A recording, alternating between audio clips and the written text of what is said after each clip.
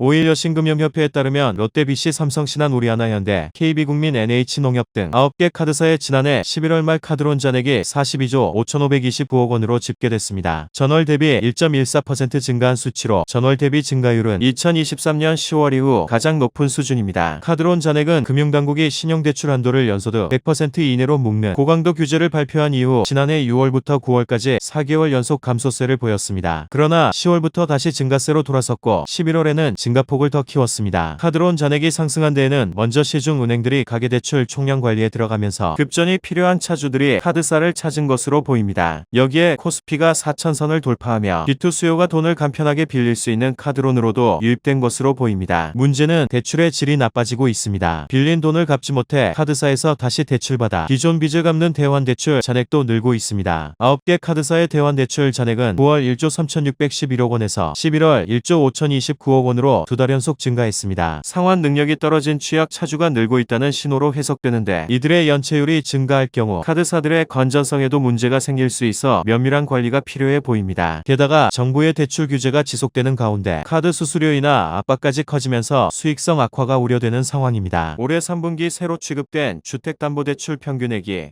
2억 3천만 원에 육박하며 역대 최고 수준을 기록했습니다. 특히 서울 지역의 신규 주담대는 평균 3억 6천만 원에 달해 역시 역대 기록을 넘어섰습니다. 22일 한국은행이 발표한 차주별 가계부채 통계 편제 결과에 따르면 올해 3분기 중 차주당 가계대출 신규 취급액은 3,852만 원으로 지난 분기 대비 26만 원 증가했습니다. 가계대출 신규 취급액은 올해 1분기부터 늘어나더니 줄곧 상승세를 보이고 있습니다. 이번 통계에서 눈에 띄는 점은 주택 관련 대출의 상승세입니다.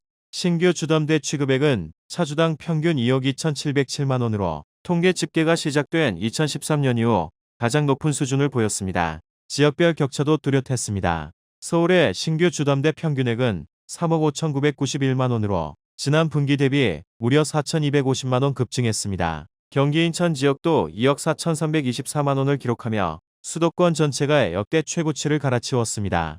전세자금 대출 또한 차주당 1억 5,478만 원으로 역대 최고 수준을 경신하며 매매와 전세 시장 모두 대출 의존도가 심화되고 있음을 보여줬습니다. 신규 대출뿐 아니라 기존 대출을 포함한 잔액 규모도 커지고 있습니다.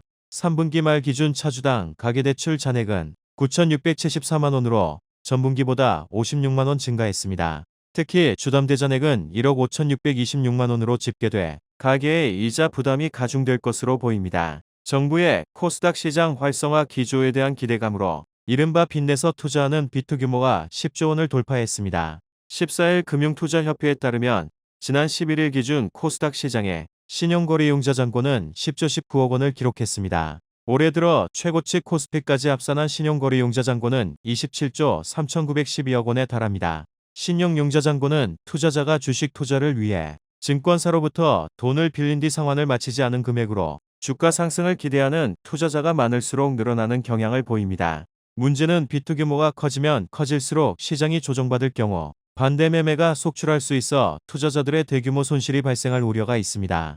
이런 상황에서 수도권과 규제지역 주택담보대출을 6억 원까지로 제한하는 627 대책을 비롯한 고강도 규제책으로 주택담보대출 한도가 크게 줄어들자 주요 시중은행의 마이너스 통장 사용액도 약 3년 만에 최대 규모로 불어났습니다.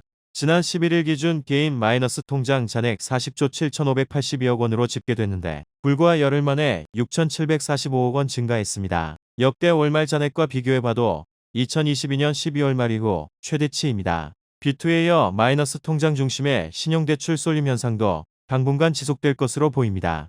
연이은 부동산 규제로 주담대 한도가 줄면서 마이너스 통장 잔액이 급증하고 있는데 은행들이 가계대출 총량 관리에 나서며 신규 주담대 대출이 막혀 마이너스 통장 이용 규모가 증가할 수 있기 때문입니다. 대출을 제때 상환하지 못해 경매로 넘어가는 서울 아파트와 오피스텔을 비롯한 집합 건물이 폭증하고 있습니다. 5일 법원 등기정보광장에 따르면 11월 서울에서 아파트, 오피스텔 등 집합 건물을 대상으로 한 임의 경매 개시 결정 건수는 592건을 기록했습니다. 10월 284건에서 한 달 만에 308건 증가한 수치로 올해 5월 687건 이후 가장 많은 수준입니다. 임의 경매는 은행을 비롯한 금융기관에서 부동산을 담보로 돈을 빌린 채무자가 원금이나 이자를 3개월 이상 갚지 못했을 때 대출금 회수를 위해 부동산을 경매에 넘기는 절차입니다. 경매 절차가 별도의 재판을 거치지 않고 개시되는 것이 특징입니다. 최근 이 같은 흐름은 연끌 채무자들이 금리 부담을 버티지 못하고 있는 데다 10.15 부동산 대책으로 인해 주택 매각이 어렵게 된 점도 영향을 미친 것으로 보입니다. 2020년대 연 2%대 고정금리로 이루어진 혼합형 주택담보대출이 5년 고정금리 기간을 마치고 4에서 5%대 변동금리로 전환되면서 이자 부담도 크게 증가했습니다. 실제로 지난 4일 기준 KB국민 신한하나 우리은행의 주담대 혼합형 금리는 연 4.120에서 6.200% 수준으로 집계됐습니다. 지난달 28일과 비교하면 일주일 만에 하단이 0.100%포인트, 상단이 0.028%포인트 높아진 겁니다. 여기에 은행들이 최근 들어 가상금리도 올리면서 대출금리 상승폭은 더 커지고 있습니다. 이는 연끌족의 이자 부담 가중으로 이어져 경매 물건이 쏟아질 수 있다는 우려도 나옵니다.